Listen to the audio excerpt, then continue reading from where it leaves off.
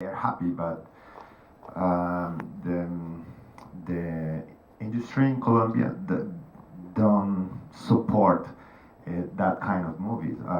That's why it's really important the violence is here in Berlin, because the people start to say, okay, maybe have something, maybe it's good to see.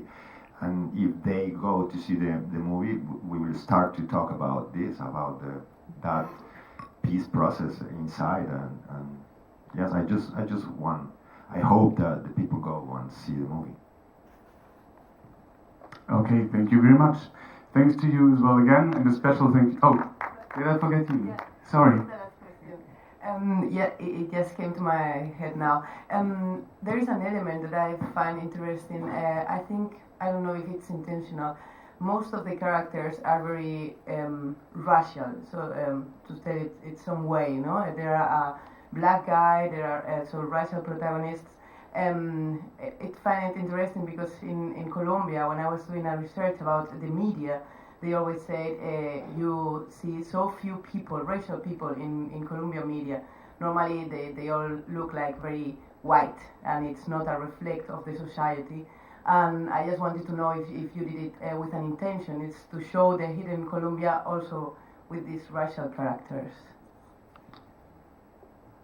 No, it wasn't intentional. I just called a bunch of friends, good friends and good actors, and we decided to work that way. It wasn't intentional. But yesterday, some Jamaican men asked me the same thing. Why we are all the bad guys always in the movies? And I said, I don't know, but I have a job. But this is everybody think in Colombia, Indio, Aborigine is a bad word, you know, and we are Aborigine, everyone in Colombia, you know, have it in the blood.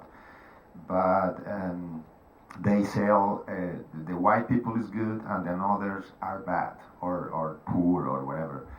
But in that case, it's with friends, and he talked about the project. I said, okay, as I said, he said me, okay, you will be the bad guy. I said again, but was interesting because we will show another part. It's good for me.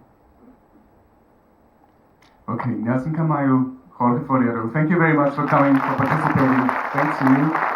Enjoy your day.